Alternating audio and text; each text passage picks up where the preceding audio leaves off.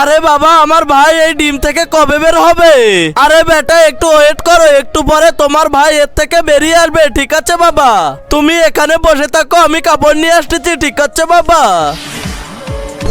আরে বাহ, নাগিনের ডিম! ইয়া হা হা হা হা হা হা হা, পেয়ে গেছি নাগিনের ডিম। এইবার এর থেকে নাগিনকে বের করে নাগিনের নাগমণি বের করে নেব। আরে আমার বেটা কোথায় চলে গেল? আচ্ছা বুড়ে, তোকে তো আমি আর জিন্দা ছাড়বো না। আরে ছাপুড়ে, এই ডিম আমাকে দিয়ে দে, না হলে তোকে মেরে ফেলবো।